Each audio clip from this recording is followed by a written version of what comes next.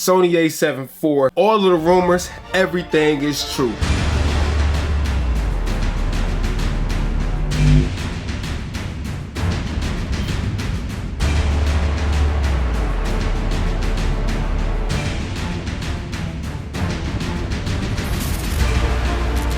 Yo, I already know you just as pumped as I am. What's up, y'all? Tight shirt, Terry Warfield, and right now, the Sony A74 is right here on the table in the flesh. Yeah, thank you to Sony for sending this bad boy out early for me to get some pre-release testing and all of that stuff, fam. And I've been having a freaking blast with this camera, and it's safe to say the A74 is GOAT status. Okay, so in this video, I just want to show you the camera in the hands, in the flesh.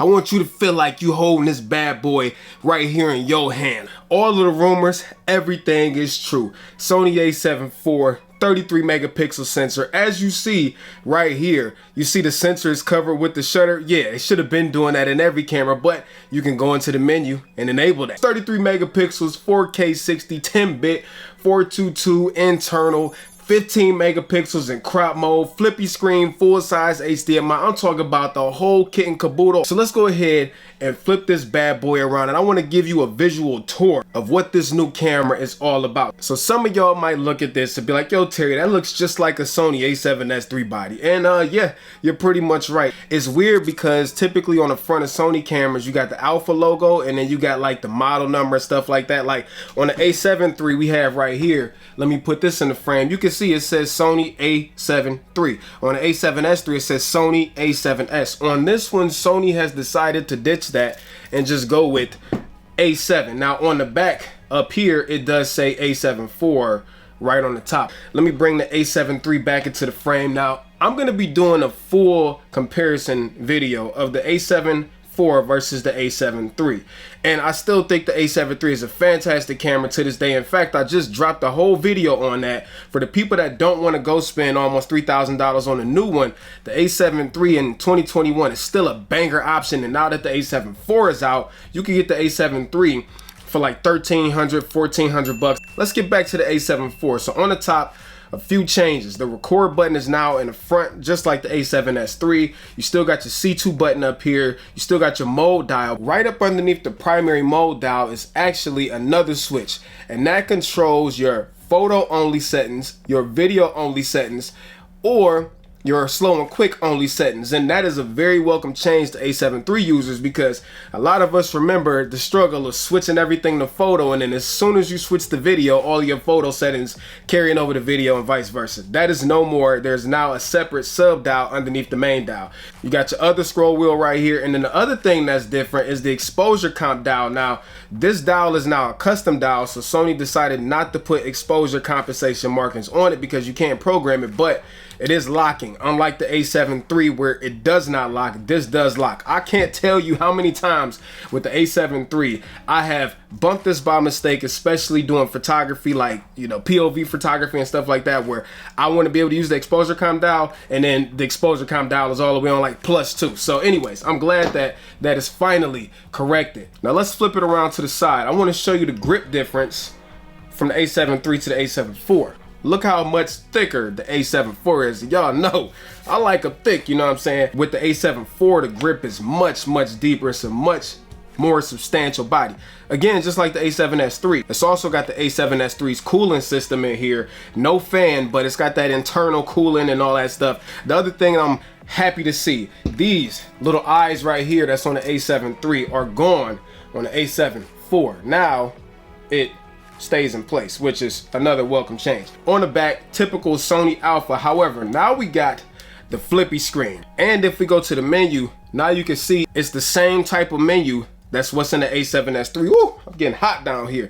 It's the same thing, so you can touch it. It's just as fast as the A7S III because it's got that Bion's XR processor in here, way faster than the A7 III. I'm gonna tell y'all that when using this camera, there's no delay, there's no wait. The A7 IV also has a lot of menu options that are not in the A7S III because it's got some pretty snazzy new software tricks that I'll be covering in a future video. When you close it, the camera automatically goes to sleep. You can configure that in the settings. If we flip it around to the other side, these are the same type of doors, same layout as the A7S III. You got a headphone jack, you got the microphone jack. If you flip this door open, You got a USB-C port. You still got a micro USB port, although nobody uses that crap anymore.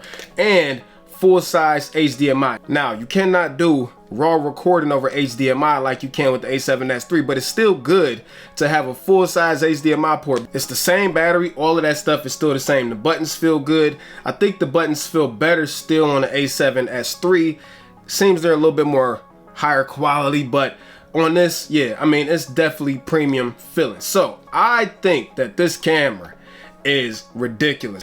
What I can tell you is, for the money, you cannot, in my opinion at least, find a better camera, a more complete camera than the A7 IV. Like, as a content creator, as somebody who's a photographer, who makes videos, who still relies heavily on video, this is a welcome change. I got a lot of testing to do when it comes to low light. I will be doing a low light performance video with the 1080p 120 frames per second versus the A7 III, because contrary to what a lot of y'all thought and what I thought, the 1080p does go up to 120 frames per second. However, it's still 420 8-bit, whereas all of the other modes up to 4K 60 give you 10-bit 422 internal. So I'm curious to see if the slow-mo is any better out of the A7 IV versus the A7 III. This thing is a freaking beast, man. I have really enjoyed using it over the last few days. The photo quality is amazing. The video quality with what I tested so far is amazing. I will also say the autofocus system, especially using this for like sports, because I do a lot of sports photography. I mean, we expected this, but it's way more confident and robust than the one out of the A7 III. Also, we got the live streaming mode. You also got the new focus map function, and you also got the focus breathing assist, which is crazy dope. You got the active stabilization in here, flip out screen, full touch menu. The EVF on here is not as good as the Sony A7S III, but it is way better than what was in the A7 III. And the rear display, it ain't the best, but on any Sony camera, it's not the best. So anyways, overall first impressions, yo, I am freaking loving this thing. It will be an absolute pickup for me. I only got like another week with this before I got to send it back to Sony. So far, it's been A1, straight enjoyable to use. I've been picking it up every chance I get to test it out. Make sure y'all stay tuned, because this channel is going to be your A7 IV authority. We're gonna be doing all things A7 IV for probably about the next 15-20 videos. So make sure you tap in, hit that subscribe button, turn on that notification bell so that you get notified when new videos go up. Anyways, let me know your thoughts about the A7 IV. Drop them down below. I'm gonna be down there in the comment section kicking it with y'all. I'm so curious to know what y'all think, so don't hold back. Go down there, get wild, get crazy, whatever you got to do. Until next video, which will be soon, I'm out of here. Piece of chicken grease, Terry Warfield. Peace.